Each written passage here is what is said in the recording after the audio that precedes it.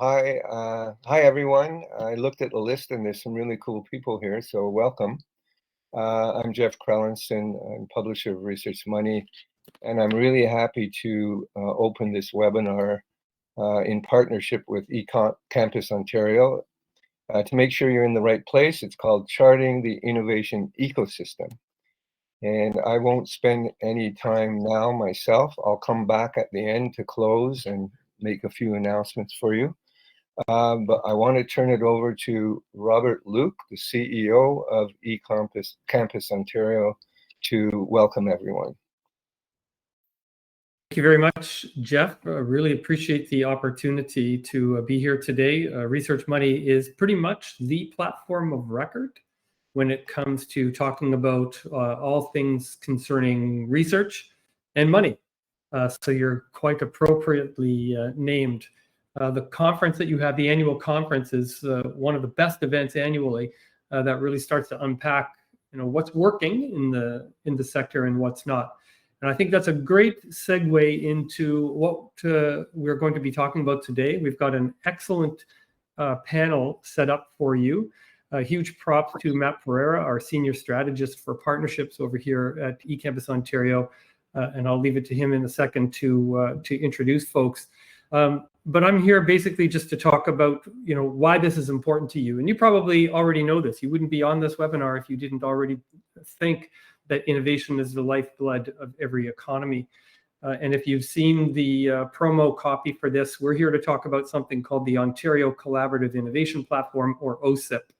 OCIP is funded by the Ministry of Colleges and Universities, and it supports partnerships between the private sector and the public sector in order to unpack research or innovation challenges and shorten or accelerate the path to go from, as we like to say, an idea to invoice and impact.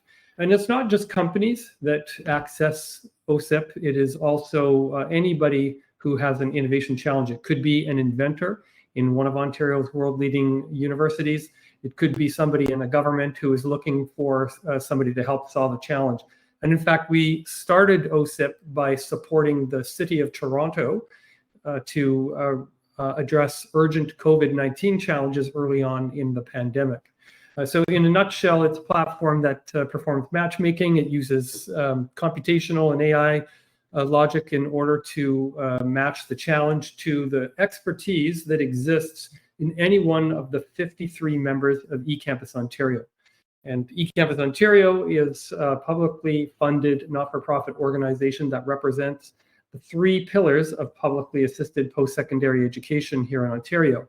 That is our Indigenous institutes, our universities, and our colleges. And our goal is to provide platforms and programs that support innovation and collaboration and digital by design education. So I'll just maybe ask for whoever's running the slide to go to the next one, please. Thanks very much. I'm going to just acknowledge the land that eCampus Ontario offices are on. We are in downtown Toronto, and we're located within the traditional territories of the Mississaugas of the Credit, the Anishinaabe, the Chippewa, the Haudenosaunee, and the Huron-Wendat peoples.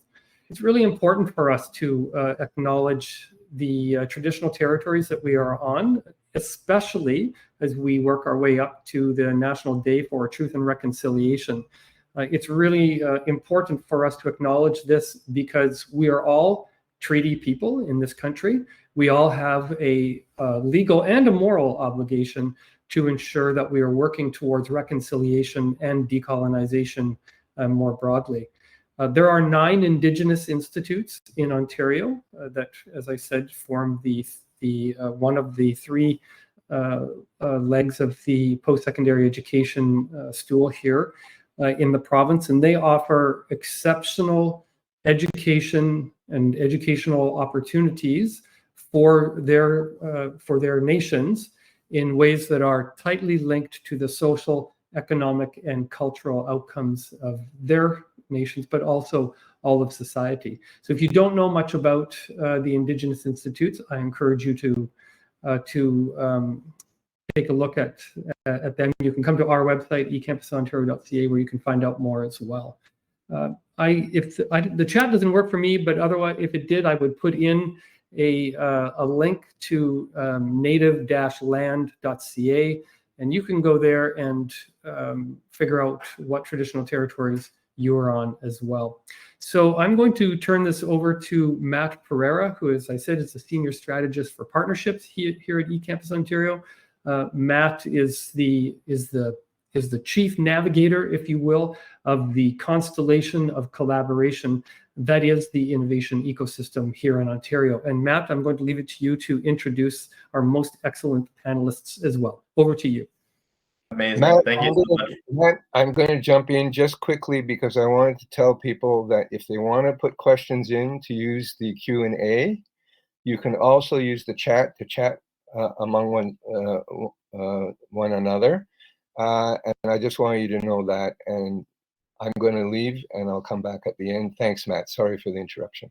No worries. Thank you so much, Jeff. And I appreciate the introduction. Thank you, Robert.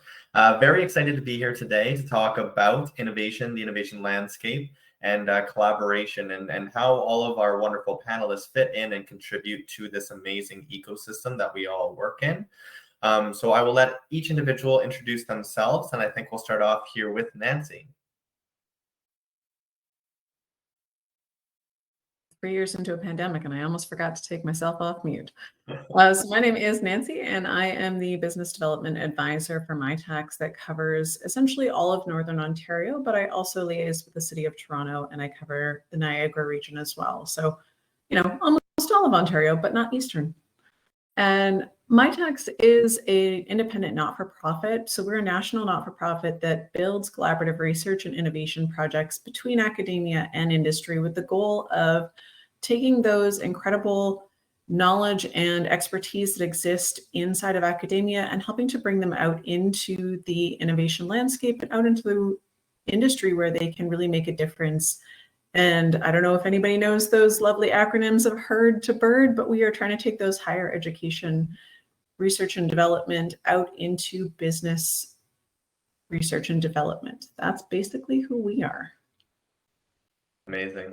Thank you, Nancy, and looking forward to the discussion today. Julien. Everyone, thank you so much for the invitation. I really appreciate the opportunity. So yeah, as you said, my name is Julien Leroy. So I'm the manager of the Technology Access Center in Bioinnovation. So it's a research center with dedicated research lab located on the campus of Collège La Cité in Ottawa. And what we do, basically, we have a dedicated team of scientists specialized in biotechnology, life science, clean technology, to support about 30 different companies each year with their innovation challenges and ready to push forward the innovation toward commercialization of their product and economical impact. So yeah, that's it about me, and I'm looking forward to have this discussion. Amazing. Thank you, Julien. And Adam. Hey, good afternoon. Thanks for having me. Yeah, so I just wanted to let everyone know that I'm 3 months into this new role, and I'm 3 months into moving to Canada and moving to Ottawa, where I am the innovation advisor at the University of Ottawa Heart Institute. My key goal here is to really scout for new opportunities within the cardiovascular space, within the Heart Institute, and support the commercialization and develop that path from the labs to clinics and the bedside, either in terms of spin-offs or licensing. My background is in biomaterials and tissue engineering, so quite different, not your typical route. Did my bachelor's and master's in the UK, PhD in Germany. Joined a Swiss medical device startup where I was a COO. So took a radar-based device that tracked and monitored heart rate and breathing rate, took that to the market, did the non-dilutive, dilutive funding, regulatory hurdles, go-to-market, internationalization, everything within that innovation pipeline. So I'm quite excited to take my experience and kind of put it forward to Ottawa towards the local and national ecosystem here. Yeah, and Ottawa is lucky to have you with all your diverse experience, and excited to learn more about my tax and jump into Nancy's experiences as well as Julienne's, and how we all work together to essentially accomplish the same goals while working with the same restricted resources in this industry. So excited to continue the conversation. And my name is Matt Pereira. I'm the Senior Strategist of Partnerships for eCampus Ontario.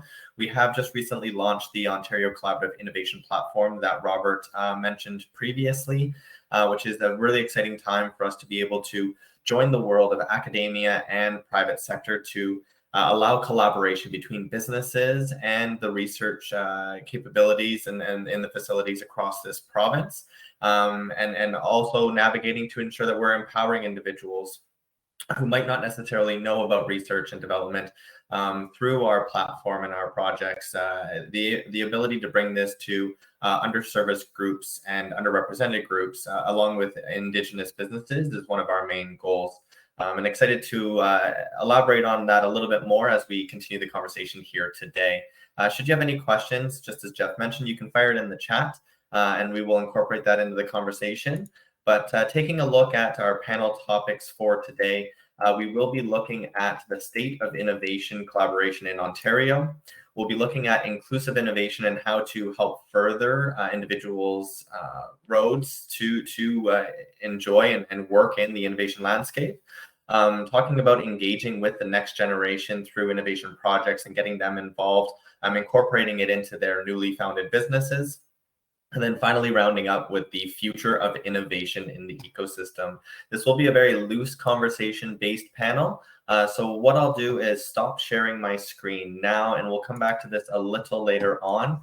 But just wanted to go ahead and start the conversation here and potentially talk to Nancy first and understand, with MyTax so ingrained with businesses on their journey to find funding for research and development, as the inflation rate continues to climb and businesses battle with the ability to work with the inputs that they have, but maximizing the outputs, when bringing new innovations to market, what are the challenges and the opportunities for these collaborations, and how does MyTax help individuals on that road? It's a complicated landscape out there. I think everybody on this call is pretty aware that in the last 50 or so years, there's been a lot of government investment into higher education research and development, in which Canada is one of the top in the world. I think we are currently the top in the OECD for higher education research, but we're also right at the bottom when it comes to business actually investing in research. So part of our mandate as MyTax is to help kind of bridge that gap. And we do that through not just developing partnerships with organizations like eCampus and NSERC and OCI and all of the other so-called competitors within the market, but we're not competitors. We're all working towards the same goal. So we kind of operate under the assumption that it's better to work smarter than harder. So we try to work together with those sorts of organizations. And part of our model is not just providing that one-to-one funds matching for research and innovation projects, but also acting as trusted advisors and being those people that someone can come to and say, hey, I have this idea on what I want to do in research. I don't know who to talk to. And then we can kind of help them, depending on where they're at, either connect directly to a professor, or with the new OCIP platform, we can kind of direct them there and say, hey, maybe you need to work through this intake program that OCIP has to determine where you're at on that research and innovation stream, because a lot of small businesses don't know what TLR or SLR are, which honestly, I have been involved in the production or the development of the OCIP platform. And that was one where you guys did a really good job with developing that and helping people understand where they're at in that continuum. And once they get through that, we work together with them to develop the relationship with the academic, to keep maintaining it and keep in touch and see how projects are going throughout the whole thing. So we're there from beginning to end, right through initial idea to bringing it out to market. But some of the biggest challenges that we've really found is teaching people what R&D actually is. There's a lot of business people out there who don't actually understand that what they're doing currently is research or innovation. They think of research as test tubes in a lab, and not necessarily those applied research projects where they're taking something and trying to figure out if it works in their landscape or not. And then the other thing I think there's a big challenge is changing those business mindsets. Canadian businesses are really great at coming up with ideas and then really, really good at selling them to other people. So trying to change that mindset of developing something to sell it to somebody else and developing it to keep it and make money off of it long term. That's kind of the challenges that I see, but the opportunities are, in my opinion, Canada has incredible talent. We really are the most highly educated country in the world. We have unbelievable research going on in our academic institutions. And if we can find a way to harness that through businesses, through helping entrepreneurs find their footing and make their own businesses instead of just giving away their ideas, then I think Canada can do incredible things. Yeah, and I think you're spot on there, especially with how advanced we are with education, and as we transition into more of a digital e-learning landscape, the ability for individuals who might not have access to traditional in-person education have now access to further educate themselves. So I think that Canada will continue to improve with that. But I think something that you said there that was really interesting and hits home for me personally is that we're not competitors, we're all working together. And I'm not from the innovation or research and development world originally. And joining the world, you have ICED and OCI and now OCIP and NRCI RAP and all of these, 4 letters that mean something huge. To somebody joining the industry for the first time and having new eyes on it, it doesn't necessarily mean as much. So when you go to reduce friction and reduce the terminology that is commonly used between individuals, I think that starts to open up the doors to make it less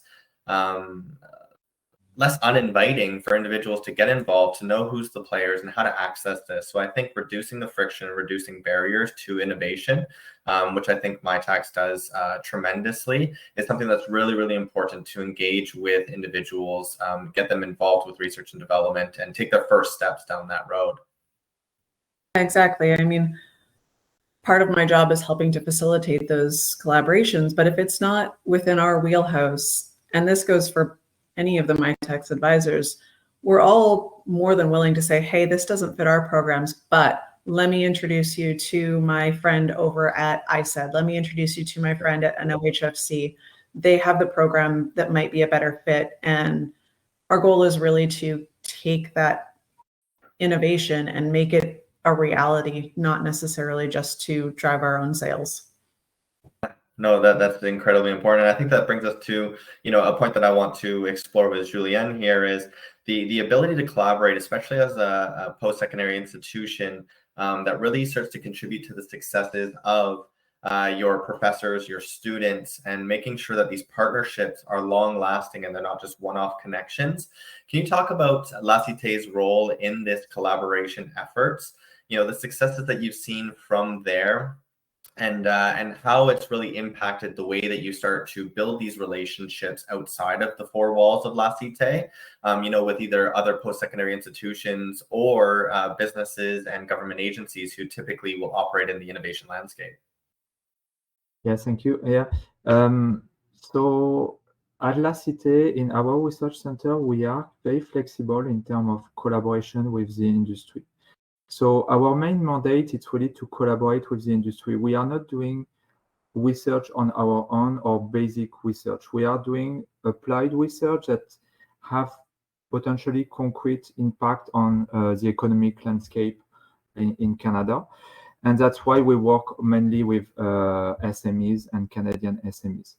And just to add also that we are publicly funded, mostly for federal, but also for the province of Ontario as well, to support the industry. We have about $2 million of revenue each year, and 1/3 of it comes from the private company, and the rest will come from public institutions.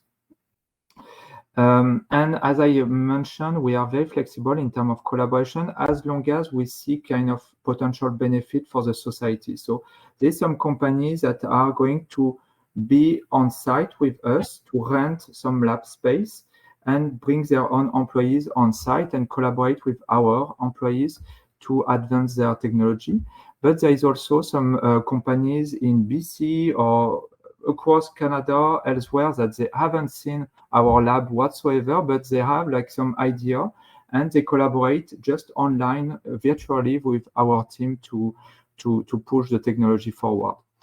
And I would say it's something that the company really like, because we have the opportunity to, as we use a lot of MyTax funding, because there are really great program here, and as well as some other funding that can be matched together to really, maybe the company will put $1, and depending where they're located, their size, and a few other factors, we should be able to match with 1, 2, 3, even 4 additional dollars to pay for the project and to pay the salary of our staff to move this forward.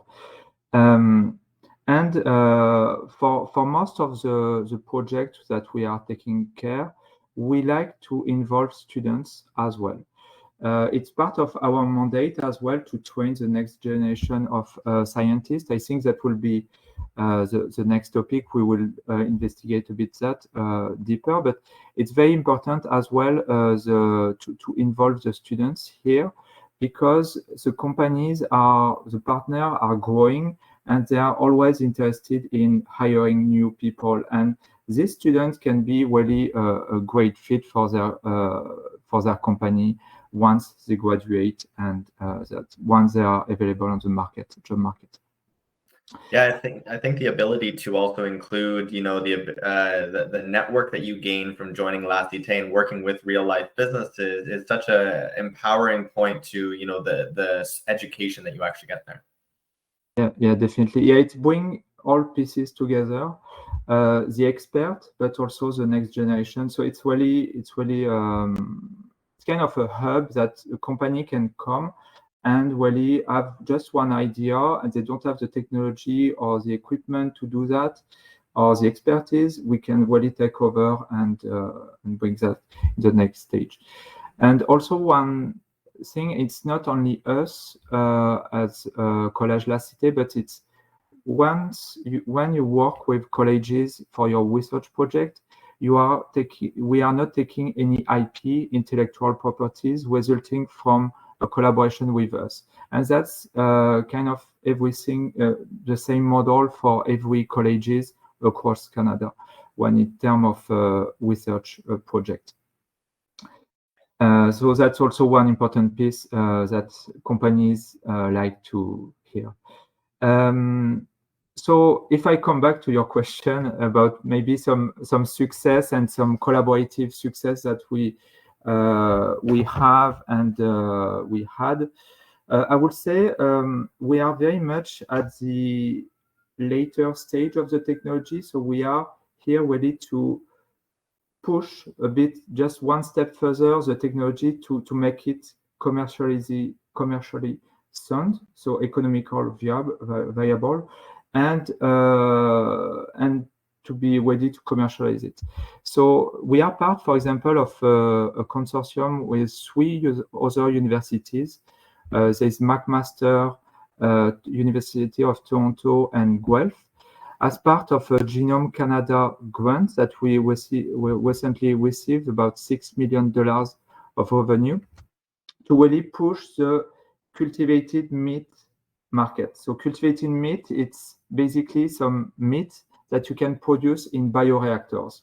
So you need some special equipment for that. And as you can imagine, it's very, very expensive still. So there is no commercially available product on the market yet. But this product can have like a very, very high impact, low impact actually, on the carbon footprint compared to the traditional way to make meat. And space, same thing. We can reduce a lot of this production in very little space. So it makes really sense to really investigate this direction of production of meat. And where we are here in the collaboration, we are at the later stage. So we are going to collaborate with companies that are also part of this network to really make some really make some economical impact and to really push the technology on the market. We even have some now recently some IP strategies that we can help companies with. It's really, if that makes sense, to patent the technology, if that makes sense to have just a trade secret, that makes sense to patent, but where this kind of strategy as well could be very important when it comes to commercialization of the technology, could be in Canada or across the world. So we are here ready to kind of the technology transfer area toward the commercialization.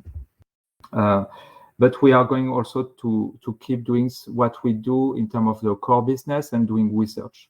But yeah, we also like to now push a bit forward, a bit one step further to the commercialization part. Yeah, and I think that's something that's super unique is the ability to make sure that the IP does stay with the businesses, because that's super important now more than ever to remain competitive globally, but also just secure your own innovations. And sure, there might be some shared innovations between post-secondaries if it's extremely early stage. However, as you've mentioned a couple times now, you're joining at a later stage and proving the concepts and bringing it into reality and making sure it's commercialized. And I think that that's a really unique part of colleges. And looking now, Adam, with how unique it is that the Heart Institute is actually directly related and involved with the University of Ottawa, I think there are some unique challenges, obstacles, and opportunities that you see on a daily basis, despite the fact that you're very new. So I'm relying on your 3-month-old eyes to give us a look behind the scenes as to what the Heart Institute's relationship is with the academic research facilities and the impact that that has on healthcare and innovation when you are going through these processes, and what your colleagues are starting to say and maybe potentially bringing up to you as an opportunity for you to have a positive impact as you begin your journey now with the Heart Institute. I think before we get to that, I wanted to just address Julian's point on cultured meat really quickly, because that's a very close to heart topic of mine, considering my background's in tissue engineering. I would love to see it happen. Let's just see how long it'll take for the price parity to come to terms. So I would love to stay connected and learn more about this with you. Going back to your question, Matt. So I think the Heart Institute is really interestingly situated within its own kind of bubble of an ecosystem. And this internal bubble would be the Heart Institute, it would be the University of Ottawa, it would also be the Ottawa Hospital. So we're a provider for the Ottawa Hospital, cardiac services and support, but a lot of our clinicians, physicians, researchers are cross-appointed with the University of Ottawa. So they're not only academics, but they're also clinicians in a lot of cases. Sometimes they're only researchers. Now, the value here is having access to all the facilities, the resources, whether it's core facilities, microscopy, specialized equipment, but also things like access to grants that are intended for universities and higher education institutions, but also access to grants that are not intended for higher education institutions as well. So we're kind of really well positioned to access these kind of resources from the public sector and from the government and funding bodies. The other point, which I think is really interesting, is we have direct access to clinical problems. The fact that we as a clinical service provider understands the challenges of the patient, the challenges of the physicians, the challenges of the surgeons, that problem statement could be translated back to the academic sector, stating, look, these are the problems that we're facing. How do we propose we solve this? And then the academic side of things would go and look at, how do we break down this problem and how do we really build up on the basic science of it or the translational or applied science to solve that problem. So I think there's a lot of opportunity with how we're placed within this ecosystem. And the only way it would get better is to enlarge this bubble and this ecosystem to include more resources, more engineers, more interdisciplinary skill sets, and kind of bring everyone together as a network. Pretty much what OCIP is kind of aiming to do with their platform and their system. The other point, so to address the challenge point, well, as you mentioned, I've only been here for about 3 months, so I can't really address all the challenges, but I can address and highlight expected obstacles. And I would say the biggest one pertaining to the Heart Institute is the regulatory hurdle. We're so hyper-focused on the cardiac space, which would typically mean that the majority of the research and development and innovation that comes out would be classed as high risk because it is cardiac, which would mean it would require a lot of time, a lot of resources to be able to execute and commercialize. That, I would say, is one of the biggest challenges that I foresee. Now, this links in with maybe an ecosystem challenge, which is the lack of resources and support towards the regulatory pathway, right? What I mean by this is when you're a startup, you can raise funds, you can do all of this, and you can start providing a plan towards a regulatory pathway. When you're in the academic sector, you don't really address the regulatory pathway at this point. It's usually the startups or the companies that would take up this position. And that ties in with my other challenge that I see, and that is the lack of CEOs or CXOs to come and take over research towards the path of commercialization. Most universities right now look at it from the perspective of, let me license out the technology and the patent that we have, rather than let's pursue a spin-off and really push for that. I know there are cases where that happens, but the easy way out is always licensing. So someone else comes in and takes up your research and builds up that commercial pipeline. But I think we need to change that. And I think it's really important to find a way to bring in entrepreneurs and CEOs to the research and really put them and matchmake them together. So these individuals who have that thrive and thirst to commercialize can work with researchers and really go along the pipeline hand in hand, rather than just handing it over to another company to do whatever they want with. Yeah, I couldn't agree with more with that last point. Nancy even touched on the idea that we are such a great exporting innovation country. All we do with our really well-educated individuals is create these reports and create some very early stage research and development, and then give it to somebody else to take it from there. And I think that the more that we start to involve all stages of students all the way up through the entrepreneurs and commercialization stage, with the researchers involved at every point as well along that pathway, we're going to find the ability to keep more innovations and research and development here in the country, but also just for the businesses that can really start to expand on what they do and how they do it, while protecting their own innovations and making sure that it's used for all Canadians. And I think that's a really great segue to look at inclusive innovation now, because more than ever, I think it's more important to ensure that we're getting individuals from all different backgrounds, all walks of life, to contribute to innovations within this space. And the more that we gatekeep through, either on purpose or just the way that research is designed, that just hurts innovation in this country. So breaking down these barriers and reducing the friction within the innovation landscape is increasingly important, and you all play your own roles in that. So Julien, you discussed about the students and the researchers there, but want to look at how you're uniquely positioned as one of the only French-speaking institutions in Ontario, and the strength of that diversity, and how it can factor into your research and innovations, and then also partnering with the greater businesses who might feel left out when they don't have a place to speak their native tongue, to an institution, to a researcher, to a student, and make sure that that's all cohesive. So what have you seen, and why does La Cité position themselves that way, and what are the main benefits of it? Yeah, thank you for the question. Yeah, it's really, at La Cité, you said we are the biggest college, French-speaking college in Ontario. So in kind of the province of Ontario, which is more English speaking, and we stay French here, which is something that is really beneficial for the innovation, I would say, because for a few reasons.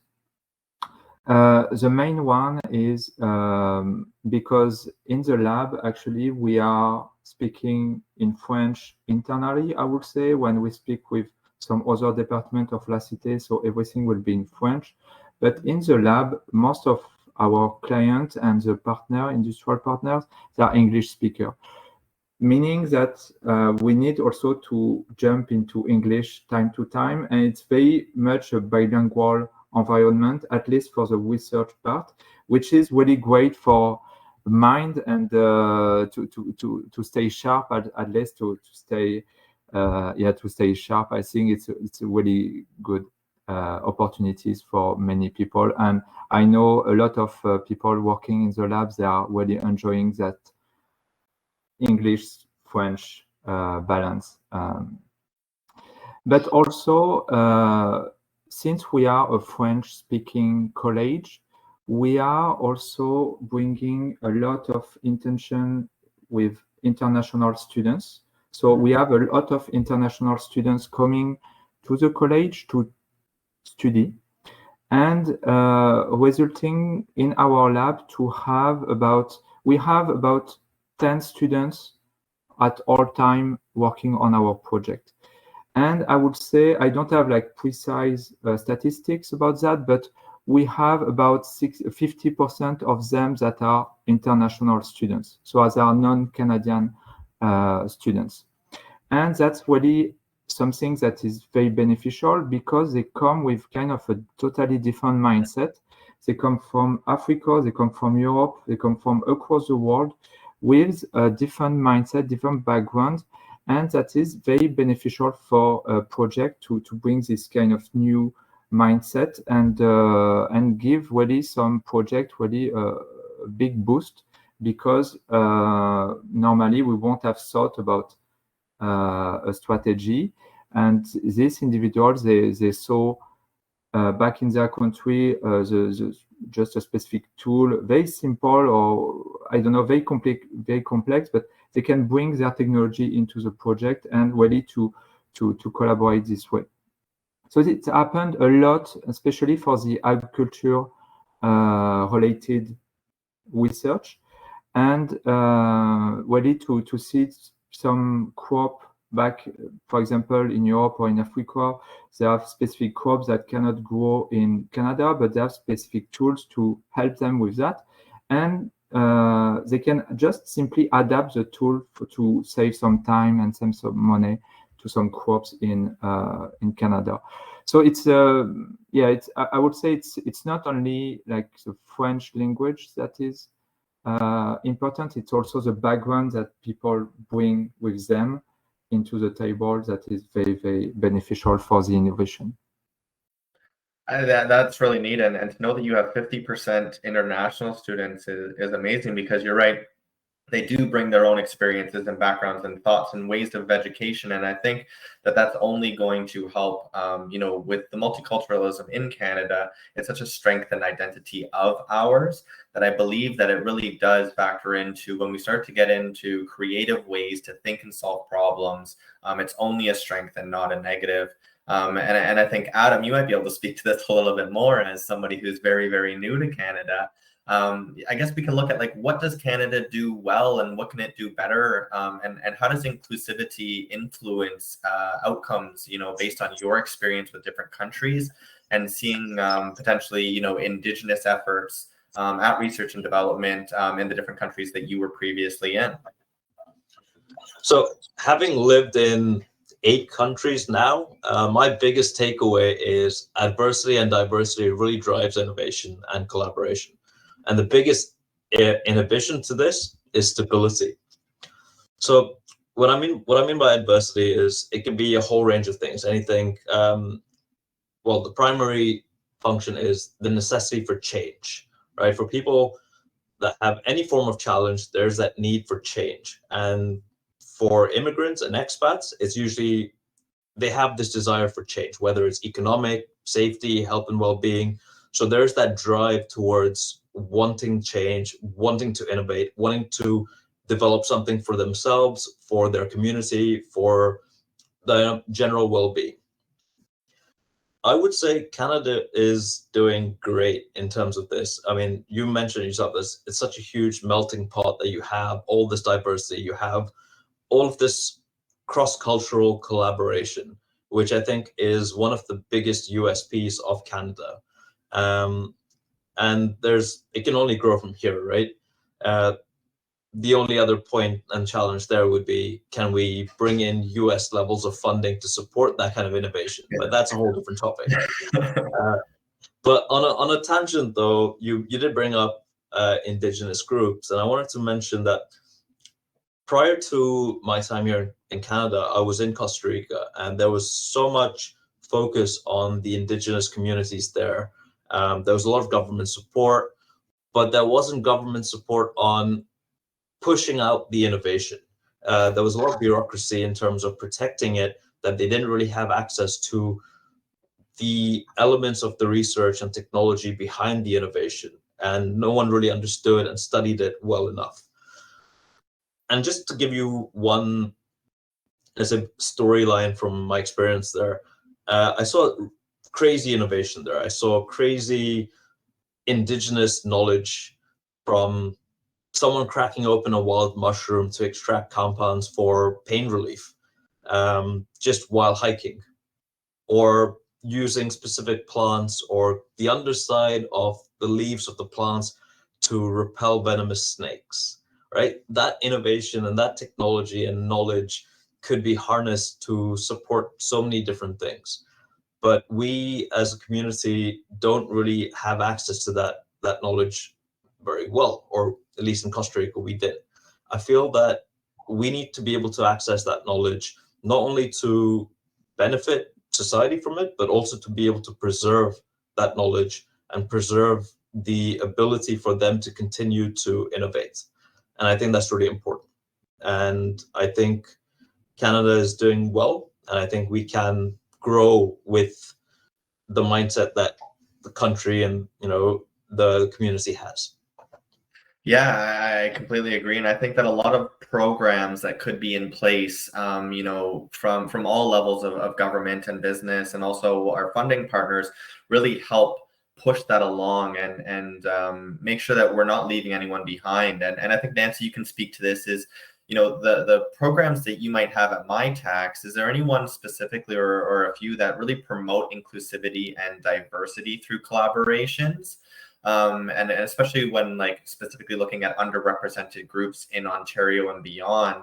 And what do you think could potentially be done more in this space to make sure that we are empowering individuals who might not come from a background of innovation or have the resources to get into it, to really take that first step with their business or with something else that they're working on?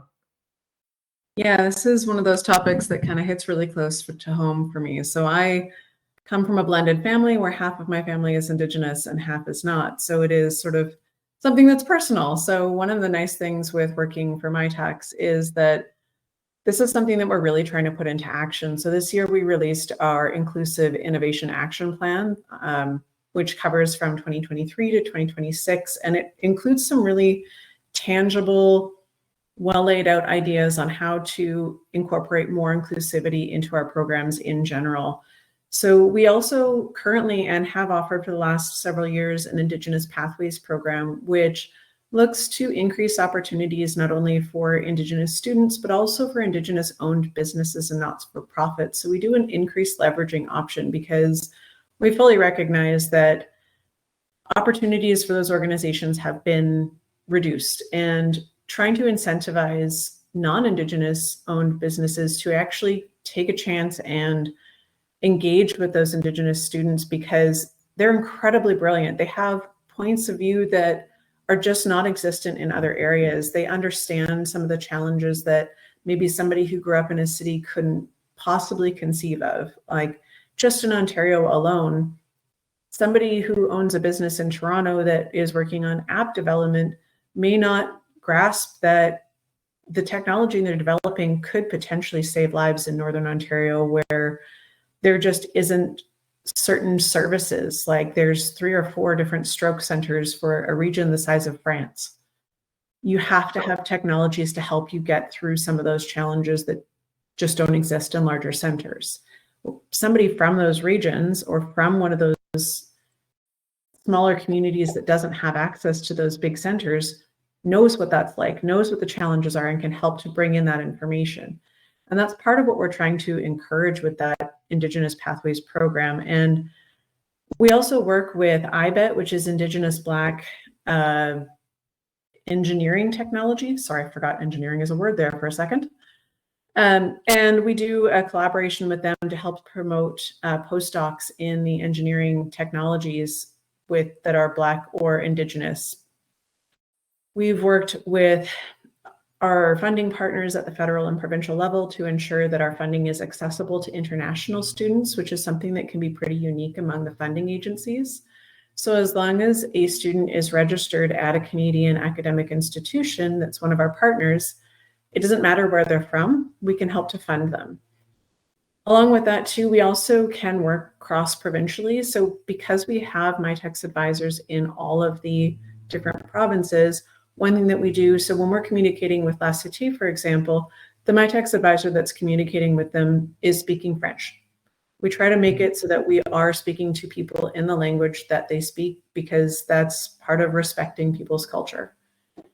And I guess looking at that too, within that IAP, we're developing other programs to support underserved groups, but we're also not approaching it in a one-size-fits-all. What works for our Indigenous Pathways program may not work for LGBTQIS community. It may not work for other racialized communities. It may not work for those with disabilities. So we're trying to develop programs that are going to meet people where they are and help them to get to a level playing field. Yeah, I mean, I think I was at a conference in Thunder Bay, and what the main focus and message there was really about incorporating, including, and engaging with the communities that you're trying to solve a problem with, not for. And I think that's incredibly important, that you don't know all the nuances of all of the issues that might come along with solving a problem. It's not just clean drinking water. There are several other hurdles and barriers that really need to be overcome. And until more organizations really start to include individuals in that journey, in that innovation, we won't really come to the true nature of the problems. And at that point, you're trying to sell something to somebody, not necessarily fix the problem that community or individuals have. So I think that's incredibly important. And we have the technology to do it now. So being able to have voices heard for these individuals is incredibly important. And I think that's something that we should all strive to do more and incorporate in. And it all sounds like, there are pathways and there are tools that are being leveraged for that, which is extremely exciting. I think at that conference, you heard me mention over and over again, we try and operate on the nothing about us without us principle. Yeah, that's a super powerful line. Yeah, thank you for reminding me of that. And speaking of, engaging with our next group, I don't see any questions necessarily right now that have popped up from that last little segment. So I would love to jump into the next generation, as it is very closely linked to this, making sure that innovation is starting to be spoken not only in different languages, but in different generational languages. I think it's important to incorporate more technology rather than legacy innovations or legacy ways of doing research. And that's also incredibly important when looking at working with Indigenous communities, to not have a Western style slant when looking at what is research, and incorporating different methods like ceremony space as well into the ability to be discovered as a research mechanism and tool that Western research doesn't necessarily acknowledge all the time. So with students, Adam, maybe let's start off with you. What skill sets and qualities do you think should be really nurtured in students to prepare them from collaborations, especially in the innovation when it comes to healthcare, but also what could we incorporate from, their lifestyle, their use of technology more so now that we might not already use today? I would say, well, something that they're doing right, and I think they need to keep pushing this specific skill set is interdisciplinary thinking. We have changed the academic system so much from what it used to be, where it was very focused and drilled down on specific subjects. Now we're opening up that subject pool and really, in a way, cross-contaminating disciplines into new fields, new opportunities. And you know the saying, jack of all trades, master of none. But I really believe that there's incredible value in being a generalist, as long as you have some sort of underlying interest of focus. Innovation is now decentralized, and all of these disciplines are really intersecting like unbelievably. You have AI and pretty much every discipline. You have biomaterials and electronics. You have cardiovascular research and 3D printing. You can think about the cultured meat space, right? It's a cross section of engineering, of tissue engineering, of food sciences, of cell biology. Who would have brought all of those different disciplines together? So that sort of thinking is really important as we move down the innovation pathway, moving ahead. The other one I would say is problem solving. So for me, I really believe that first principles are super important as an innovator. You need to have the ability to break down really complex concepts into basic fundamental elements. That's something that's really important for innovation, for innovators, especially within the healthcare industry. Why are we doing what we're doing? How is doing something differently going to help? Why is it better than something else, right? And that will help with not only the research, but also the commercialization of that, understanding why it's valuable, understanding which components of that actually make sense to support the development of this innovative healthcare tool, product, service, program. And I'd just say that if you're a student and you're pursuing the academic path, it's so easy to get sucked into the academic or the traditional academic way of thinking, where you're only doing research for the purpose of publications, but you're not really questioning the why and the how of the research that you're doing. Like, why are you working on this specific project? Is this approach really necessary? What's out there in the market? What's out there in terms of other research? What is the end goal? Why are we doing this research? And when is it actually going to impact someone? Yeah, I get that basic research and basic science is different, but those questions still apply. Where will this then promote for translational research? So I think it's really, really important to consider these two things. And of course, there's loads of other skill sets and qualities required, but I wanted to talk about those two. Yeah, I mean, it could be its own webinar, really, just that single topic in question, because there is so much information you could really dive into. But the idea that innovation is decentralized now, I think, is extremely powerful when looking at it's not just one focus. All of these concepts really start to work their way into other forms and other disciplines that can be used. And I think that that's really, when you're looking at like the power of La Cité, to incorporate this all, not just in one stream of innovation, but making sure that we're breaking down the barriers across the board, and making sure that we're all pushing, this massive rock of innovation up the hill together, because there's so much that we can all learn from each other. And I think that brings us, really to empowering these younger individuals to get into the innovation space and making sure that they have the resources. So Nancy, how has MyTax really reached out to the younger generations and worked at maybe potentially like a school level with researchers, first-year researchers, and making sure that they're collaborating together to work their way through the pathways of MyTax? Funding agencies, are notorious for having a lot of red tape. And I think that there are some funders who do it a lot better and are open, but ultimately it's really with purpose. So MyTax specifically, what do young entrepreneurs need most, and how are you able to offer that to individuals coming up into the space? That's a great question. I do want to just mention, I am fully on board. Adam is singing my song when he talks about multidisciplinary research. Yeah. I think that's one of our strengths is MyTax is not any discipline or sector specific. So we've had projects that have crossed disciplines and sectors in the same project. So engineering with design schools, and we're not talking architect, we're talking like fashion design with an engineering project, has been incredibly cool to see.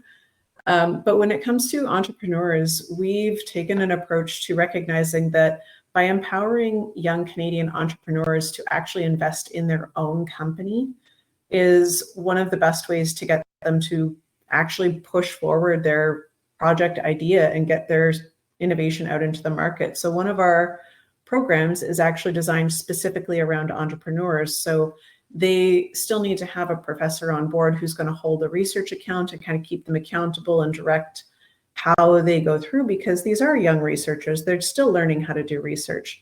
So somebody to kind of guide them, but as the entrepreneur, they can invest in their own company, and MyTax will match those funds and help them to develop that research program for up to 2 years at a time.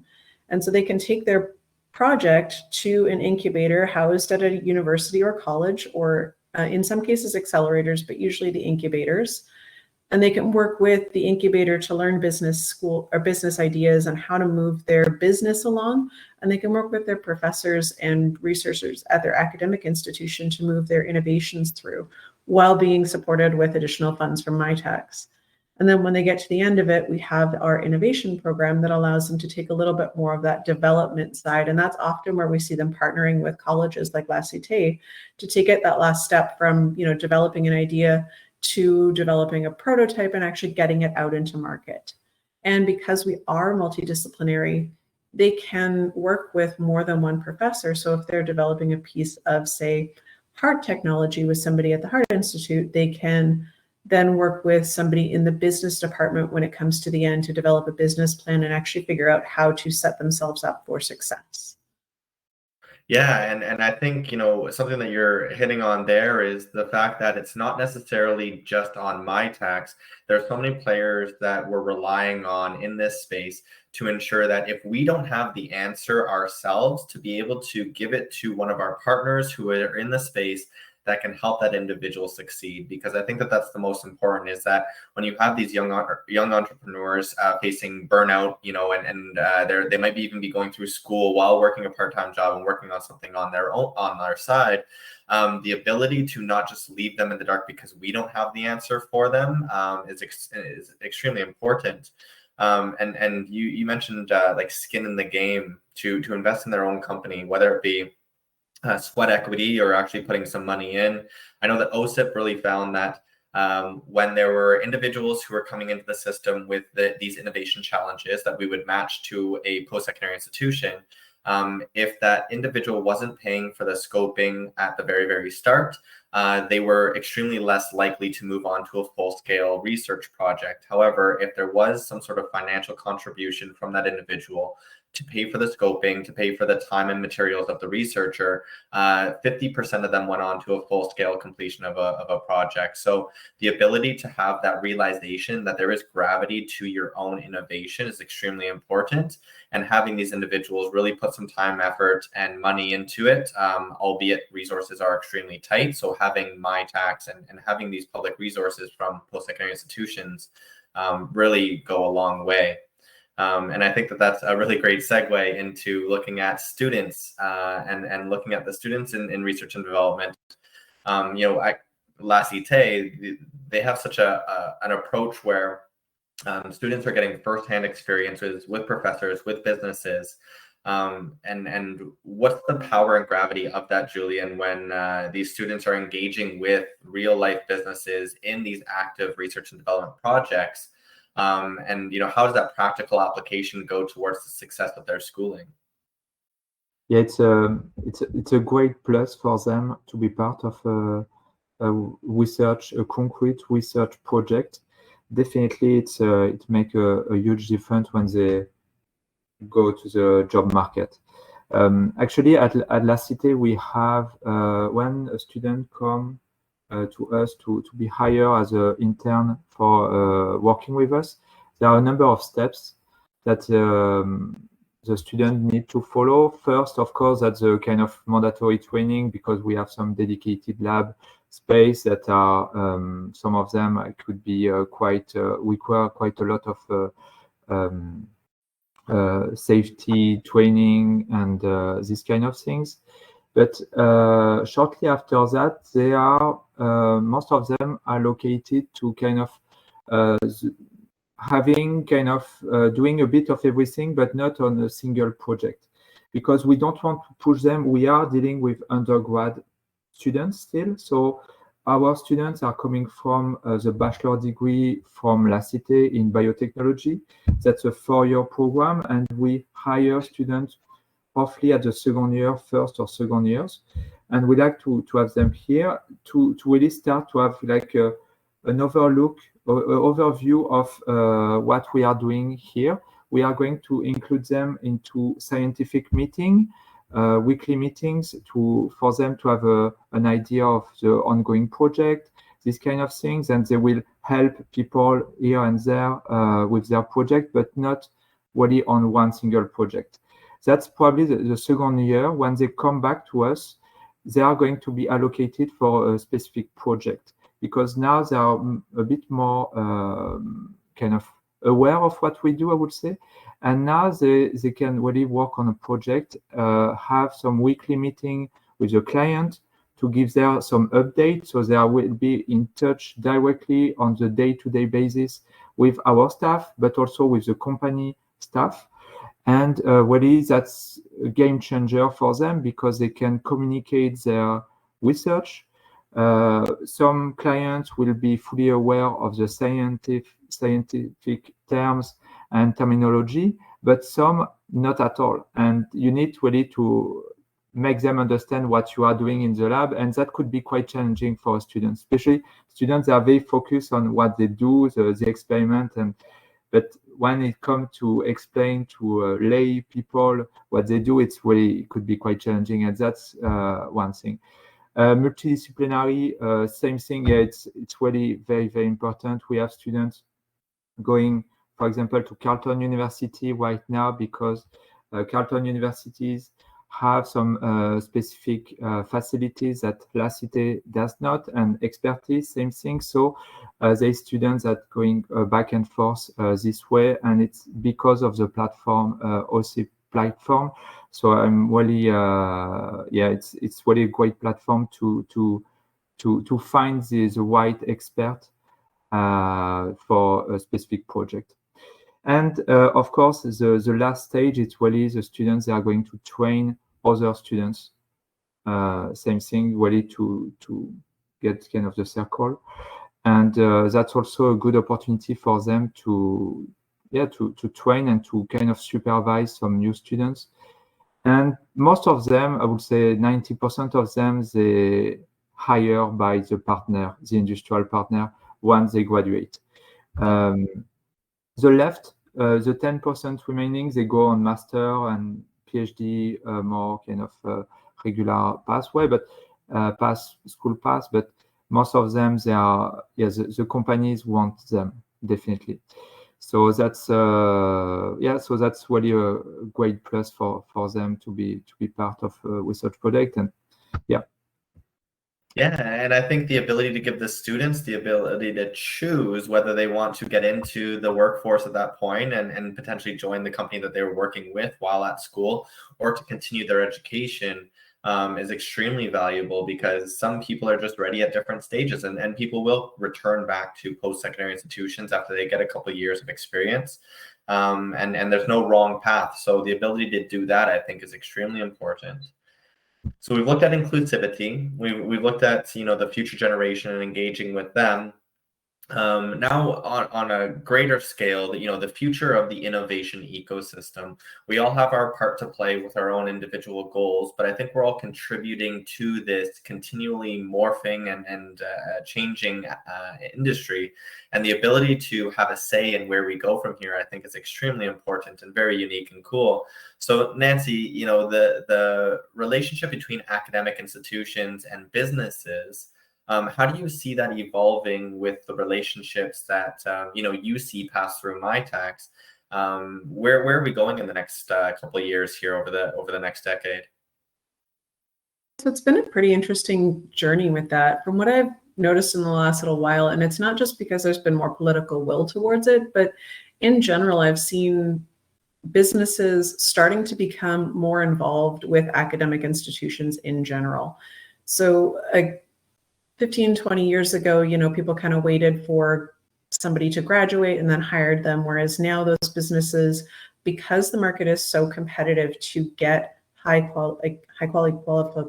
qualified personnel, they're actually involving themselves with the academic institutions at an earlier stage and helping to develop some of those academic curriculums and really bringing on students earlier so that that student in particular has a more vested interest in the company. So by building relationships with researchers and bringing those young up and coming researchers on at, you know, second or third or fourth year of their undergrad or during their master's or PhD, that student is invested in the project. They're invested in the company, and they're using them to develop basically a talent pipeline, whether that's bringing people in internationally or domestically, because they're recognizing that if they wait until that student hits the market, all of a sudden they're competing against a million other people. Whereas if they've been engaged with that person from the beginning, not only have they trained them on how their business operates, they've, you know, gained a lot of that expertise. They've been able to have maybe technologies or toolboxes or social services developed that are specific to their business. There's just a lot more integration. Like, I mean, I have gone through the academic system both as a college student in my 20s and in the university in my 30s, and there was a marked difference between the two. When I was, you know, 20 years ago in the college system, it was very much a wait, graduate, and then you put your resume out and hoped you found a job.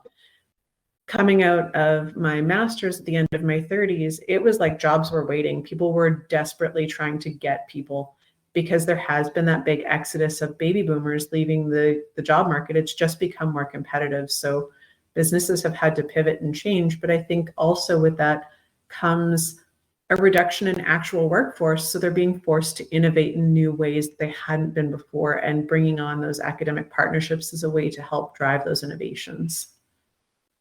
Yeah, I mean, it's amazing to think that it's changed so much in such a short amount of time. And having these businesses have a vested interest in these post-secondary institutions also helps the post-secondary institutions secure money and secure real life tangible training opportunities. I know that Centennial has such a great training program for aerospace, and they work very closely with Boeing, that they actually have real engines and planes, you know, in the actual classroom. So for that to be the norm at schools in Canada, I think that that's a really, really neat opportunity that will continue to grow on. And I think, Julian, this is a great segue for you to talk about the potential collaborations between post-secondary institutions. You just mentioned on the last question there that you and Carleton share students back and forth and work on projects. So you know, for some people outside of the innovation space and research and development, it might be a blanket statement that post-secondary institutions do research.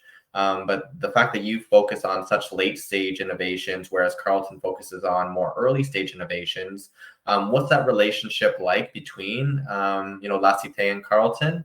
What are the strengths that you both have, and how do you both benefit from that relationship? Yeah, so there are a number of collaborations ongoing with Carleton and at different level. So I can just give you two examples, I guess, very typical. So the first one is when a company wants to commercialize technology. The technology is very close to the commercialization part. In this case, and it's kind of medical device, diagnostic kits, these kind of things. So in this case, what we've done, because the company still needed some kind of improvement about their technology, but they were also looking to commercialize it in Canada. And to commercialize a technology, medical device in Canada, it's not like you can't do that like that. You need to have specific step, regulatory step, and Adam knows that very well, probably. And so what we've done, it's a Kingston-based company, and they are doing some diagnostic kit for the endometriosis disease. So it's endometriosis disease. It's about one individual who has a uterus out of 10 that have this disease. Mostly women, but it's not only women. And now to be diagnosed for this disease, you need to do some surgery. So the goal of this technology is really to use just a drop of blood or saliva to see if you have the disease or not. So it's saving a lot of trouble and complication for these patients. And so what we've done with Carlton, we at La Cité put kind of develop, optimize the technology that were already there, and we kind of get it for kind of almost the commercialization product, final one. And we partner with Carlton and especially some students from the MBA, more kind of business admin things. And they were very focused on the regulatory pathway for this particular diagnostic, because there is no such diagnostic kit in Canada yet. And they were so trying to find the easiest way to commercialize this technology.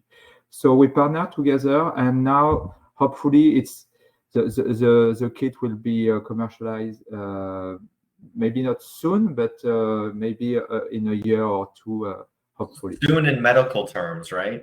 Yeah, that's the thing. Yeah, but what a great story, yeah. Yeah, so that's yeah, very very nice story. But there is also some scientific kind of expertise that we share as well. It's for a company doing some kind of drug discovery, more in the pharma side, drug discovery technology, and they want to develop. They are still at preclinical stage, I would say, and they want to do some tests. And so that's why we collaborate with Carlton because we have some expertise in, especially in high throughput screening, but Carlton has some other expertise, more in the microscopy side. And then we just partner together to move forward the technology. So it's really two expertise that we have, La Cité and Carlton, that we put together for research package, kind of. It can happen. I think it goes back to Nancy's point, is that we're not competing with each other. We're making sure that there's success in the clients that we work with, and ensuring that these innovations see light of day. I think commercialization is such an underutilized and overlooked aspect of the innovation process, that it's almost for Americans to do. And I think that that's changing with different tools. And especially when looking at the medical world, it's amazing at how fast paced it is, but how slow it is at the same time. And I think, Adam, you might be able to speak to this, is, you know, the nature of advancements in medical equipment, medical innovation. What's the biggest opportunity over the next 5 years to ensure that we're bringing things to market? However, we're doing it safely and securely and following all those regulatory bodies, just like Julian mentioned. So you mentioned it's fast-paced in terms of the advancements, but it's slow in terms of actually reaching the clinics, reaching the patients. But I think that's going to change a lot in terms of how we start using data. And for me, and this is my opinion, data is probably more valuable than gold, especially in the medical space. One of the biggest opportunities and the biggest no-brainer here is AI, right?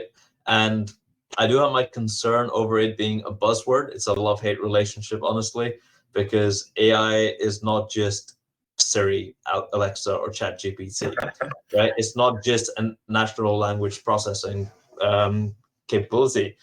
I'm talking about the heavy deep learning components in order to self-train and update models in order to predict clinical or drug discovery outcomes based on very limited information. That is where the value lies. And Julian was talking about, you know, they were working on drug discovery. Can you incorporate AI into this? Can you incorporate a self-learning model and an algorithm to continuously train based on new data points coming through? That's going to speed up the ability to discover new medical opportunities and advancements, right? And I'm thinking not just from the drug discovery side, but also using sensor fusion to combine environmental data with clinical data with a feedback loop to connect it to, let's say, a device that would perform a specific action, either drug delivery, connected to the air condition, connected to, or having the ability to call the ambulance or call the hospitals in order to either regulate an illness, regulate or assess a wound, monitor a neurological condition. This is going to change the way we advance in the medical space. And it's also going to allow us to look into how do we develop newer sensors? How do we develop smaller sensors, faster sensors, sensors that can incorporate more data points?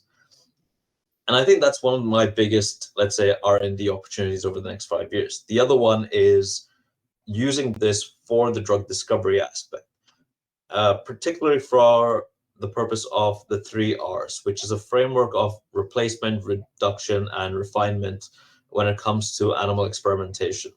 So reduce the necessity for animal studies up until it's really required, especially for the regulatory requirements. So the idea is using data analytics and deep learning for drug screening, running multimodal simulations to assess dosage, metabolic activity, without it actually going into an animal. Yeah. And then when you're at that point where, okay, I've shown that this works in our simulations, there's no toxic history to this molecule or small compound or biologic, then we take it to the next stage where then you go down to small animals and the large animals, and then the need for in-human studies. The other one I would say is, and this is a little bit of bias, but tissue engineering, right? We've been talking about a lot. It could mean a whole range of things, from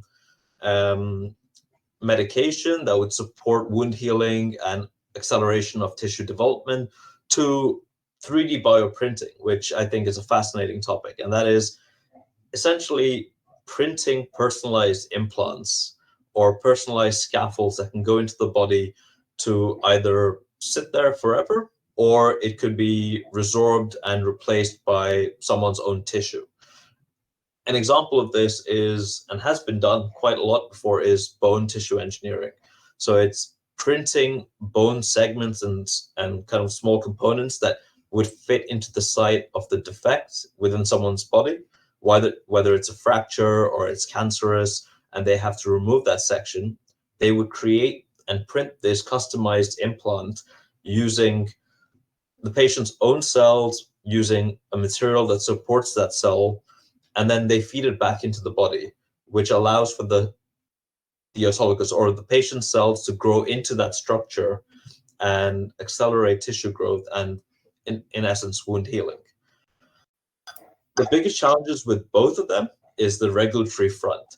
From the AI side, it's quite obvious. It's when something is constantly changing, how can that be regulated?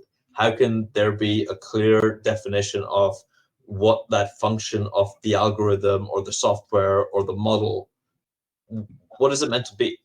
And if that's constantly changing, it's hard to regulate that. So that's something for the regulators to start figuring out in terms of what that process would look like when you incorporate AI, deep learning, machine learning models into new medical advancements.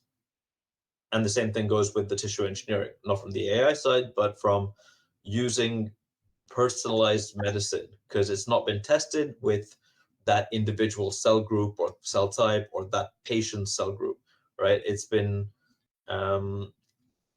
tested with like a variety of different cell groups and cell lines, but not patient specific. So that also adds to regulatory challenges.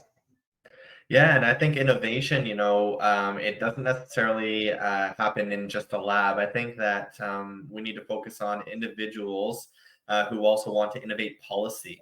I think once we start to incorporate these fast-moving technologies to remain, a nation that has the ability to pivot and remain agile, innovation needs to come at all forms of government as well. And I think one of our coolest pilot projects that we worked on with OCIP was doing the city of Toronto. We actually did policy innovation where it wasn't involving a NAICS code or a UNSPSC code for a piece of equipment. It was making sure that we're able to match this policy innovation with post-secondary institutions in the Toronto area to understand behavioral sciences and incorporate that into innovation. And I think that we're going to do that more and more as we start to empower our post-secondary institutions to really get out there and work with businesses who are looking for that type of innovation, because it's not well known and there's a bit of education that needs to be done in the entire sector. But we are moving towards that, I believe, and hopefully we'll be able to remain a little bit more agile, especially in the medical field as well. I think we should probably just maybe check in with the chat now. That is kind of ending up our segment, as we could talk for a bit longer, but we have 10 minutes left to really get into some questions and just have a sign off. So if there are any questions that you'd like to put into the chat or the Q&A now, we'll take a look. And I'll just, kick a question to the three of you as a brief kind of summary. With the idea that we need to be more inclusive and empower the next generation, but also remaining agile and ensuring that we're not leaving anyone behind in this innovation ecosystem. What do you think your greatest strength is in your capacity right now, your organization or yourself, to really have an impact on that? And let's start off with Julian first. Yeah, I would say it's kind of the multinational and very international groups that we have across La Cité. I don't know exactly how many countries are represented at La Cité, but quite a lot actually. And so that's probably our biggest strength, to get this different mindset together, working together toward the same goal. And it's also they can bring, they will stay, most of them will stay also in Canada, and they will bring their background with them. And that's really the great thing about La Cité, because you can have, like, for example, there is some kind of business opportunity as well that can come aside from research project. I've seen that a couple of times, that people were speaking with some industry in Canada, and actually they connect themselves with some people in their country to maybe start a new businesses over there compared to, and along with Canada. So it could also offer some business opportunities this way, to be multinational, that's for sure. Amazing. Nancy? Yeah, I think MyTech's biggest advantages, or I guess strengths, are that basically all of our programs are extremely flexible and extremely scalable. So we can help to support small 4-month projects to 5-year multi-million-dollar projects. And because we are multidisciplinary, that project doesn't have to be just one discipline focusing on one aspect of the entire development process. It can be, developing the idea right through to developing the policy and launching to market. And because of that flexibility, it means that we can help to support the entirety of a project and give them access to institutions across Canada. So if that involves, supporting both Carleton and La Cité at the same time, that can all be on one project, reducing paperwork, reducing the burdens on the academic institution as well as the industry partner for actually writing applications, because we all know how much those are super fun to write. Fair enough. Yeah, no, the red tape and the documents that need to be go through. I mean, there's a lot of value to them, obviously, but they are quite cumbersome. And just to pitch, I guess, and give a little props to what we've done at OCIP is We've incorporated a lot of the questions that individuals, be it the funding agents or the post-secondary institutions, would typically ask you in an intake form. Have incorporated this into our intake form, so you only have to fill out one to really get a great understanding and a great answer from all of the partners who are associated with OCIP, be it a funding agent or the higher education institution. And I think that more synergies and more APIs in the backs of websites to make sure that there's no wrong door into this innovation landscape is increasingly important, because it is quite time consuming, and we know that individuals don't necessarily have time as a tangible asset that they can throw around. And Adam, we'll just finish off with you before I pass it back to Robert. I'd say the biggest strength is the hyper focus on the cardiac space within the Heart Institute, right? We're not lost in terms of our path. We know exactly what we're trying to achieve. And the question is, which technology and which research do we do to achieve that goal? Whereas I would imagine in larger institutions where there's so much going on, it's very easy to kind of get sidetracked. So I think that's our biggest value point, is our hyper focus on the cardiac space, while still utilizing the interdisciplinary mindset of engineers, physicians, clinicians, computer scientists. We've done work anywhere from AI-based research to imaging to bioprinting and wound healing, all the way to clinical programs, right, for health and wellness, but all focused on the cardiac space. So I think that's super valuable. Yeah, fair enough. Amazing. I really appreciate that. I want to extend my thank you and my deepest gratitude to all three of you and your enlightened contributions to this conversation. I think that we've seen some great discourse about where we need to go and where we already are at, and the strengths that we have.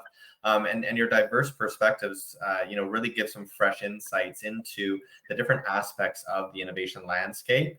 And it all gets us to rethink where we're at and what we can do better in our own organizations and our own roles, because voices like yours, propel the collective knowledge forward. And I think it's incredibly important that we're ensuring that everyone is heard at this time, because there are so many different views and challenges with innovation and research. That the more that we have individuals speak up and have this type of conversations, I think the better we're going to be able to transition into the future and make sure that we're staying agile on our way. And with that, I think I'll pass it back over to Jeff and Robert to close us off here. Fabulous. Well, thank you very much, Matt, and thanks to the panelists, Adam, Nancy, and Julian. That was a fantastic discussion.